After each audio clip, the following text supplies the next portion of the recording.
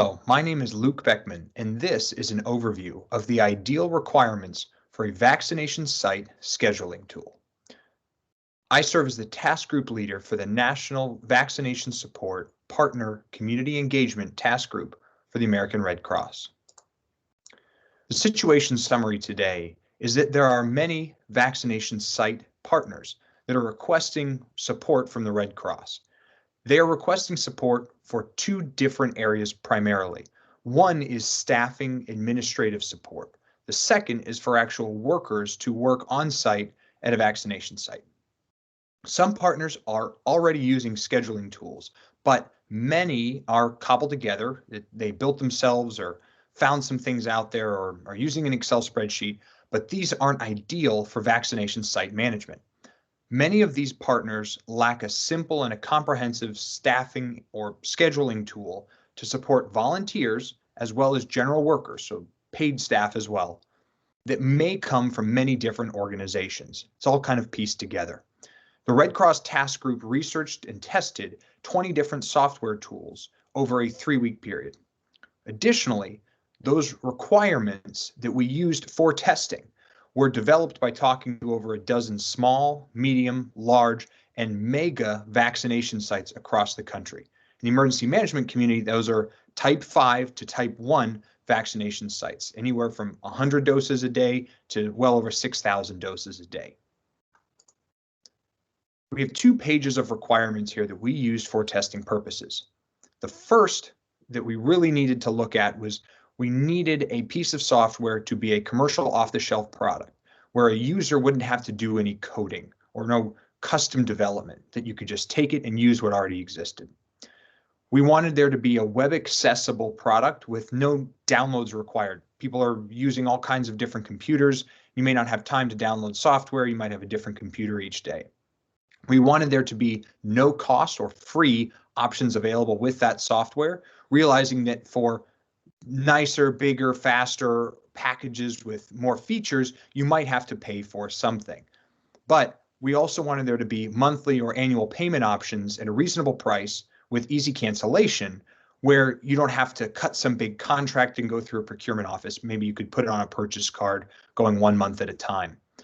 We wanted there to be an ability to easily build a month-long schedule. Some tools take a whole bunch of work to make that happen, but month-long schedules are generally what we're seeing partners build out. Doing something 2, 3, 4 months out is kind of unrealistic, especially with the uncertainty of vaccine supply. An easy admin setup is critical because our administrators of these tools are overworked, they're tired, they're already working overtime, so we don't want to burden them with a ton of work.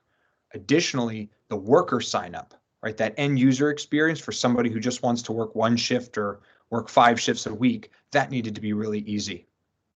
We also wanted an admin to be able to set up a schedule for multiple positions, not just one type of worker, but 6 or 7 types of workers, depending on the requirements of the site.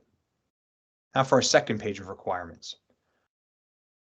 We realized that many different sites, most sites actually, want to vet any clinical staff that are going to be working on site.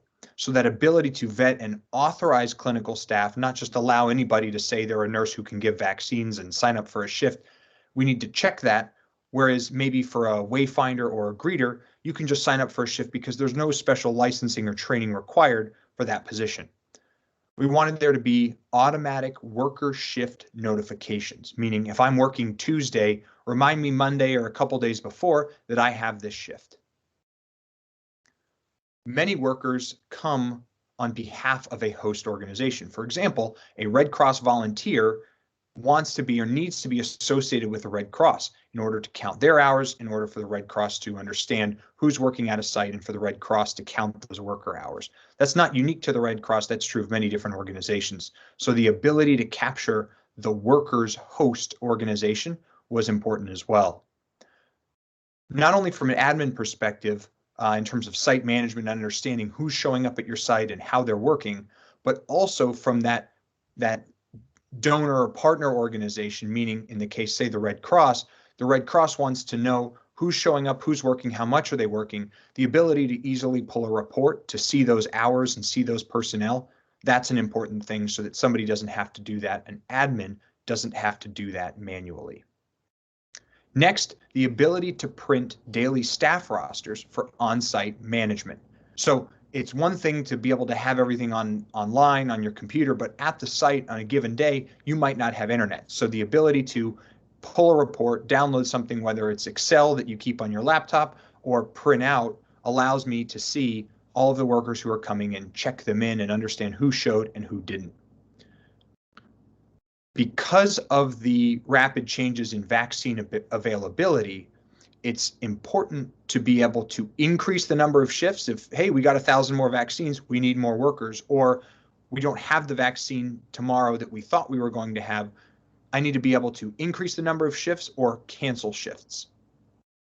We also know that it's important to be able to give workers, and this is kind of a preferred feature, but it's important to be able to give workers a pre-work checklist that can include their online training. There might be some forms they have to fill out. So going through those different documents, understanding where a worker is in that setup process is important. Not required, because there's a lot you can do over email, or maybe you want to do your training on site, but that was a feature that we heard from many different partners.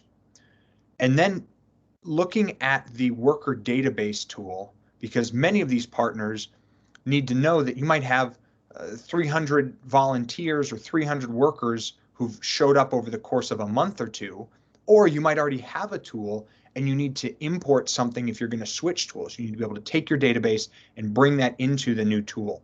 So having some kind of database management built in, not just a place to sign up for shifts with no real back end. We heard that was a strongly preferred requirement from partners. If you would like to know what technologies might be right for your organization, your site, or your setup, if you have some different requirements, if you have questions, or you want to request some assistance from the task group, please contact me, Luke Beckman, at luke.beckman@redcross.org, and the task group will be very happy to help you out and help you figure out what you need and what it's going to look like and how we make your life easier and make the life of your workers and volunteers easier, thus putting more shots in more arms, having a happier workforce, and a stronger community. Thank you for your time.